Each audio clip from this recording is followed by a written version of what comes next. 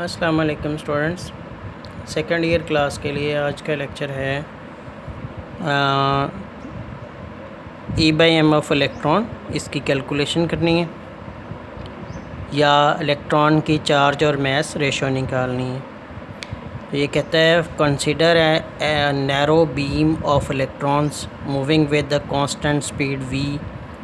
फ़र्ज़ कर लें एक बीम ऑफ इलेक्ट्रॉन है जो कांस्टेंट स्पीड v के साथ हरकत कर रही है। A uniform magnetic field B is applied across the beam. इस बीम के ऊपर एक यूनिफॉर्म मैग्नेटिक फील्ड B लगाया हुआ है ऑफ इलेक्ट्रॉन्स का directed into the plane of the paper, जिसको आप प्लेन ऑफ पेपर के अंदर आप डायरेक्ट कह सकते हैं। ये इसकी सिमत जो है वो पेपर के अंदर की तरफ है। We now that the electron will experience a force, कि हम ये जानते हैं कि इलेक्ट्रॉन जो फोर्स महसूस करेगा, जो पिछले किसी लेक्चर में हमने निकाली थी, मैग्नेटिक फ़ोर्स F बराबर -E into V cross B। The direction of force will be perpendicular to both V and B।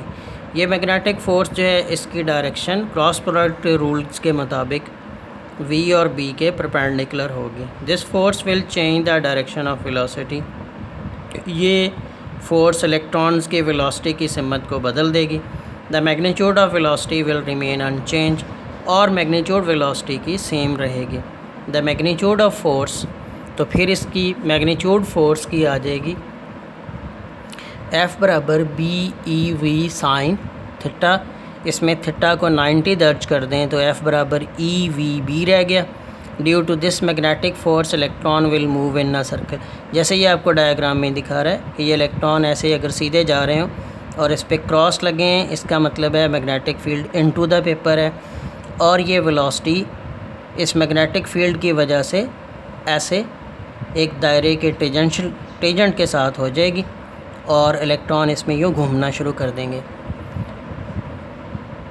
This magnetic force provide the centripetal force mv² बटा r। ये मैग्नेटिक फ़ोर्स इलेक्ट्रॉन्स को centripetal force फराहम करेगी mv² बटा r, और इसमें r radius of circle है। अब मैग्नेटिक फ़ोर्स बराबर हो जाएगी सेंटीपिटल फोर्स के, क्योंकि ये उसको मैग्नेटिक फ़ोर्स सेंटीपिटल फोर्स फराहम कर रही है। दोनों को बराबर रख लें तो FBEV बराबर हो गया mv² बटा r के।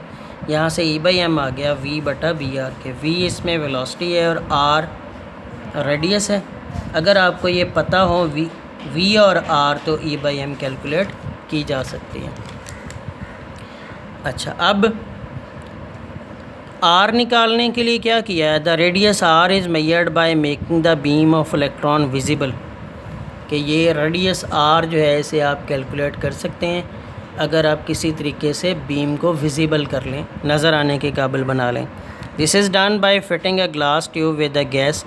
ये ऐसे करते हैं, एक शीशे की गोल ट्यूब लेके उसे गैस से भरते हैं, जैसे कि हाइड्रोजन से लो प्रेशर के ऊपर, और this tube is placed in a region of uniform magnetic field of known value.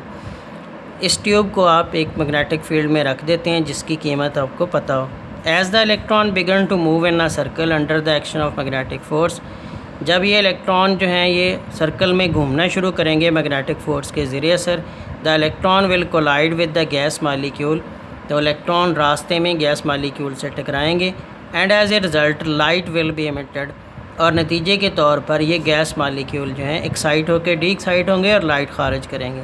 The beam of electron will become visible as a circular ring, और ये इलेक्ट्रॉन की बीम एक रिंग की सूरत में या सर्कुलर रिंग की सूरत में, रिंग ऑफ लाइट की सूरत में आपको नज़र आएगी।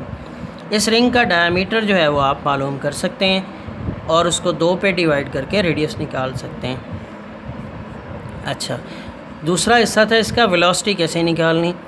तो सपोज़ कर लें इलेक्ट्रॉन एक्सेलरेट हो रहा है पोटेंशियल डिफरेंस V से, और एनर्जी गेन जो इलेक्ट्रॉन करता है, पोटेंशियल एनर्जी गेन जो करता है वो V है, और this energy is equal to kinetic energy of the electron. यानी law of conservation of energy लगाया इलेक्ट्रॉन के लिए, कैनेटिक एनर्जी बराबर है पोटेंशियल एनर्जी के 1/2 mv² बराबर VE के। इसमें ये छोटे वाला V वेलोसिटी और कैपिटल V जो है ये पोटेंशियल डिफरेंस है। यहाँ से V² आ गया 2VE बटा m, और V बराबर 2VE/m का जज़र। इसको वापस दर्ज कर दें, E/m वाला फार्मूला निकाला था क्वेश्चन 3 में, तो ये 2VE/m का जज़र बटा BR हो गया। इसका दोनों तरफ स्क्वायर ले लें, E/m का स्क्वायर बराबर जज़र उड़ गया ऊपर वाले हिस्से का, नीचे रह गया B²R²। इसको मुख्तसर करें तो E/m की वैल्यू आ जाएगी 2V/B²R²।